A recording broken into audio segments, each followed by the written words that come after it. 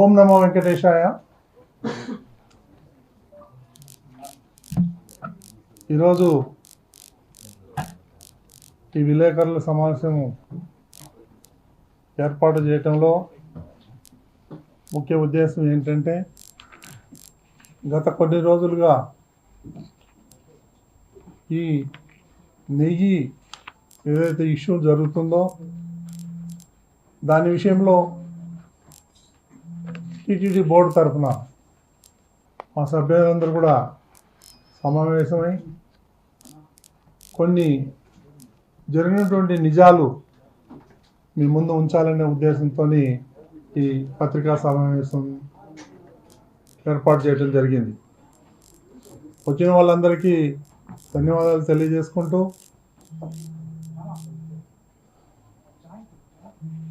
కొన్ని కోట్ల మంది హిందువుల మనోభావాలు దెబ్బతీసే విధంగా గత వైఎస్ఆర్సిపి ప్రభుత్వం చేసిన కొన్ని వేల అరాచకాల్లో ముఖ్యమైనది ఈ కల్తీ నెయ్యి. ఈ కల్తీ నెయ్యి ఏమీ జరగలేదు, సిట్ మాకు సిబిఐ మాకు క్లీన్ చిట్ ఇచ్చిందని పచ్చి అబద్ధాలు చెప్తున్నటువంటి ఎవరైతే ఉన్నారో వైఎస్ఆర్సిపి సంబంధించినటువంటి నాయకులు, కార్యకర్తలు, వాళ్ళందరికీ సిగ్గుండాలి. ఎందుకంటే అదే సిట్ రిపోర్ట్లో ఇది 100% కల్తీ నెయ్యి కల్తీ నెయ్యి కల్తీ నెయ్యి ప్రతి చోట. వాళ్ళు ఇచ్చినటువంటి ఎఫ్ఐఆర్ కాపీ రిపోర్ట్లో, సిట్ రిపోర్ట్ ఏదైతే ఛార్జ్షీట్ వేసిందో ఆ రిపోర్ట్లో క్లియర్గా ఉంది ఇది 100% కల్తీ నెయ్యి అని. అందులో అనిమల్ ఫ్యాట్ లేదు అని బుకాయిస్తున్నారు. వాళ్ళు ఏదో యాగాలు యజ్ఞాలు చేసి సమరాలు చేసుకుంటున్నారు. వాళ్ళందరూ కూడా ఈరోజు హిందూ సమాజానికి బేషరతుగా జగన్మోహన్ రెడ్డితో సహా వాళ్ళు ఎవరైతే ఉన్నారో వాళ్ళ గ్యాంగ్, డకాయిట్ గ్యాంగ్, గజ దొంగలు ఎవరైతే ఉన్నారో వాళ్ళందరూ కూడా క్షమాపణ చెప్పాలి జాతికి, హిందూ జాతికి అని చెప్పి నేను టీటీడీ తరఫున డిమాండ్ చేస్తున్నా. ఎంతోమంది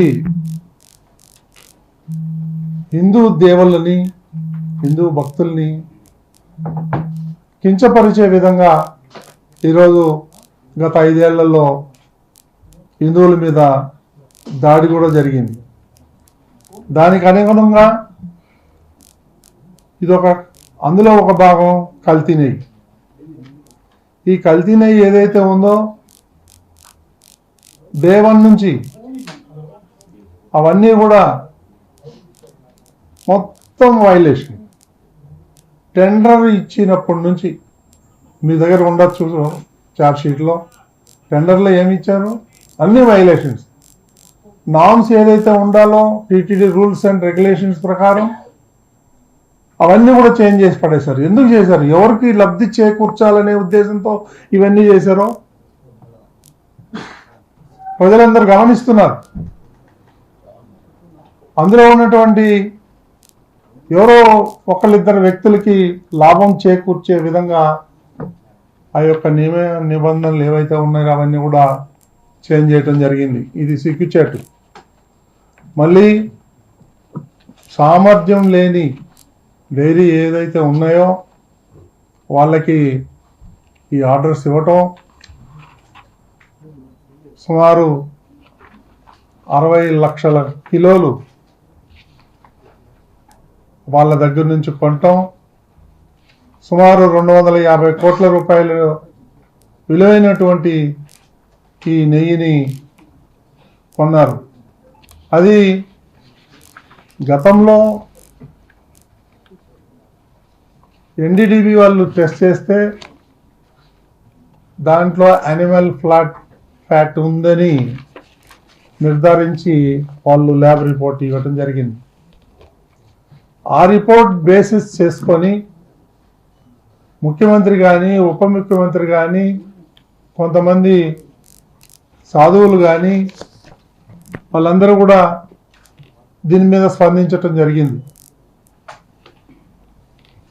దీన్ని వదిలేసి మాకు క్లీన్ చిట్ వచ్చింది, దాంట్లో యానిమల్ ఫ్లాట్ లేదు, అది లేదు, ఇది లేదు అని బుకాయించడం వాళ్ళందరికీ సిగ్గుచేటు. కొంతమంది ఇక్కడి నుంచి ఈ బోలేబాబా డైరీని ఎవరైతే ఒక నలుగురు టీటీడీ నుంచి పంపించారు, ఈ గజ దొంగలు, వాళ్ళు వీళ్ళకన్నా మోసగాళ్ళు. వాళ్ళు పోయి వెరిఫై చేస్తే ఒక్క ఆవు లేదు, ఒక్క చుక్క పాలు లేదు, 1 గ్రాము అది వెన్న లేదు. మరి నెయ్యి ఎక్కడి నుంచి వచ్చింది? 60 లక్షల కిలోలు. అది వాళ్ళకే తెలియాలి. కొన్ని కెమికల్స్తోని ఇవన్నీ కూడా నెయ్యి తయారు చేయటం జరిగింది. అందులో సిట్ ఇచ్చినటువంటి షార్ట్ షీట్లో క్లియర్గా మెన్షన్ చేయటం జరిగింది. ఆ 1-2 కెమికల్స్ అత్యంత ప్రమాదకరమైనటువంటి ఈ కెమికల్స్.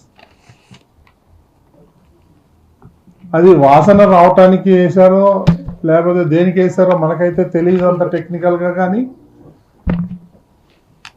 వాళ్ళు హిందువుల యొక్క ప్రాణాలను తీసే విధంగా వాళ్ళు ఆ కెమికల్స్ని వాడి కొన్ని కోట్ల మందికి ఆ ప్రసాదాన్ని మనం పంచటం జరిగింది. ఇది వాళ్ళు చేసినటువంటి మహాపాపం.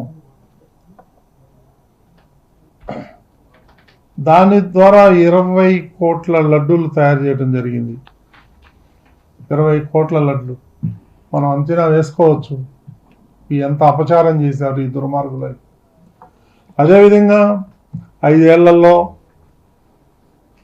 250 కోట్ల రూపాయల నెయ్యి సరఫరా చేయటం జరిగింది. జంతు కొవ్వు ఉంది అని ఎన్డీడీబీ రిపోర్ట్ ఇచ్చింది. ఆ రిపోర్టును కూడా సిట్టి నివేదికలో పొందుపరచడం జరిగింది. శాస్త్రవేత్తలు నియమించింది ఎవరైతే 4 ఉన్నారో ఈ వైఎస్ఆర్సీపీ ప్రభుత్వమే. వాళ్ళని పంపించి వాళ్ళకు అనుగుణంగా రిపోర్ట్లు తెప్పించుకోవటం జరిగింది. అవన్నీ కూడా వాళ్ళు కొన్ని అబ్జెక్షన్స్ రేజ్ చేస్తే అవన్నీ మీరు క్లియర్ చేయండి అని చైర్మన్ సుబ్బారెడ్డి ఆఫీసు నుంచి మెయిల్స్ కూడా పోయాయి. ఆ మెయిల్స్ కూడా సిట్ ఇచ్చినటువంటి నివేదికలో ఉంది. ఈ విధంగా బోలేబాబానే ఎందుకు ఎంచుకున్నారు అనంటే ఈ కమిషన్ల కోసం కకృతపడి వాళ్ళకి ఇది ఇవ్వటం జరిగింది. ఏ నియమ నిబంధనలు లేకుండానే బోలేబాబా డైరీకి ఎందుకు ఇచ్చారు? ఈ చిన్న అప్పన్న ఎవరు? సుబ్బారెడ్డి పిఏ కాదా? ఒక ప్రైవేటు వ్యక్తి ఇన్ని కోట్ల రూపాయలు లావాదేవీలు జరగడం సాధ్యమా? ఈ చైర్మన్ కానీ వాళ్ళ నాయకుడు ముఠా మేస్త్రి జగన్మోహన్ రెడ్డి కానీ వీళ్ళ సహకారం లేదే ఒక పిఏ ఇన్ని 100 కోట్ల రూపాయలు మ్యానిపులేట్ చేయగలడా? అది వాళ్ళే సమాధానం చెప్పాలి. వైవి సుబ్బారెడ్డి కానీ వారి శ్రీమతి కానీ బ్యాంకు ఖాతాలు ఇవ్వండి మేము వెరిఫై చేయాలంటే సిబిఐకి సహకరించాల. వీళ్ళు పోయి కోర్టులో పోయి బెయిల్ కోసం అప్లై చేశారు, యాంటిసిపేటరీ బెయిల్. వీళ్ళంతా ఈ క్రిమినల్స్ అందరూ కలిసి టీటీడీని బ్లేమ్ చేయాలి. ఎందుకంటే మీ అందరికీ తెలుసు, ఈ మధ్యనే నేను కూడా పేపర్లలో చూశాను, తిరుమల తిరుపతి దేవస్థానం ఏదైతే ఉందో అది వాటికన్ సిటీని దాటిపోయాం మనం అన్ని విషయాల్లోనూ. ఈ క్రిస్టియన్స్ అందరికి కూడా అది అక్కసు. దీన్ని ఎట్లాగైనా తిరుమల తిరుపతి దేవస్థానాన్ని డౌన్ చేయాలి, దీన్ని బ్లేమ్ చేయాలి, దీన్ని బదనాం చేయాలి అనే ఉద్దేశం కంకణం కట్టుకొని వీళ్ళందరూ ఒక ప్రణాళిక ప్రకారం ఇక్కడ ఉన్నటువంటి హిందువుల మనోభావాలు దెబ్బతినే విధంగా తొలి నుంచి వాళ్ళు ప్రవర్తిస్తున్నారు. ఇదందరూ కూడా మన హిందూ సోదరులందరూ కూడా ముక్త కంఠంతో దీన్ని ఖండించాల్సిన అవసరం ఎంతైనా ఉంది. వాళ్ళు ప్రతి విషయంలోనూ టీటీడీలో నియమ నిబంధనలు చూట్లు పొడిచారు. ఒకటి కాదు, రెండు కాదు, ప్రతి విషయంలోనూ. నేను గతంలో కూడా చెప్పాను, మీరు ఏ ఫైల్ అనేది తీసుకోండి, అంత అవినీతి. ఇది ఒక ఫైల్ కరెక్ట్గా ఉందనేది లేదు. ఈ విధంగా ఈ తిరుమల తిరుపతి దేవస్థానాన్ని భ్రష్టు పట్టించి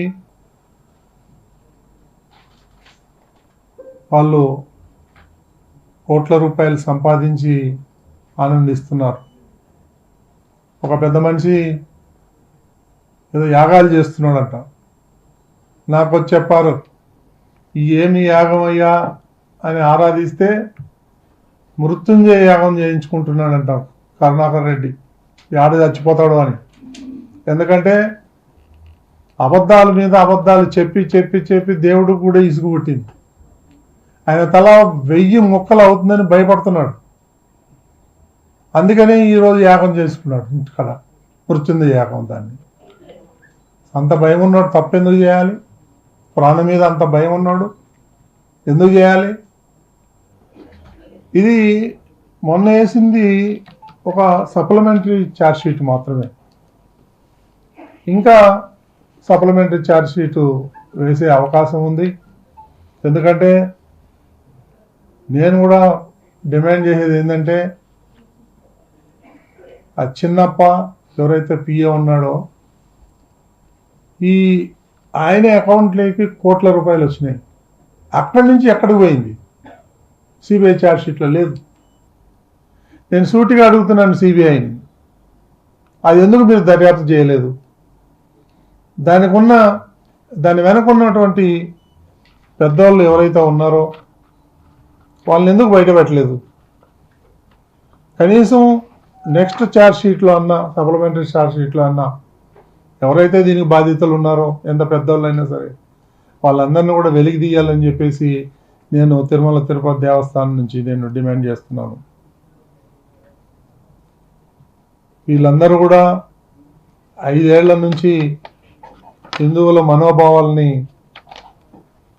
ఆడుకున్నారు. ఇక మీద మొన్న కొత్త బోర్డు వచ్చినప్పటి నుంచి కూడా ఇవన్నీ అరికట్టాం. ఇవన్నీ కూడా ఈ కూటమి ప్రభుత్వం వచ్చిన తర్వాత ఈ కల్తీ నెయ్యి కూడా బయటకు వచ్చింది. కూటమి ప్రభుత్వం రాకపోతే ఇంకా అట్లాంటి కల్తీ లడ్డూలు ఇంకా జరుగుతూనే ఉండేది. దాన్ని బట్టి మీరు అర్థం చేసుకోండి, ఇది ఒక రకంగా స్లో పాయిజన్. కాబట్టి ఇప్పటికైనా మనం మేల్కొన్నాం, అందరూ కలిసి పోరాడాలి. మనం అందరూ కూడా, హిందువులందరూ కూడా ఈ తిరుమల తిరుపతి దేవస్థానాన్ని మనం అందరూ కూడా కాపాడుకోవాలని చెప్పి, ఈ దుర్మార్గుల్ని నుంచి, వాళ్ళ యొక్క కబంధ హస్తాల నుంచి మనం తిరుమలని కాపాడుకోవాలి. దానికోసం నేను ప్రతి ఒక్క హిందువుని కోరేది ఒకటే, మనం అందరూ ఏకం అవ్వాలి, వాళ్ళ పని భారతం పట్టాలి, వీళ్ళందరి మీద కేసులు పెట్టాలి, వీళ్ళందరినీ జైలుకు పంపించాలి. ఆ కార్యక్రమానికి హిందువులందరినీ నేను కోరుకుంటున్నాను, సహకరించాలని చెప్పేసి నేను అందరికీ విజ్ఞప్తి చేస్తున్నాను. మాట్లాడతారా?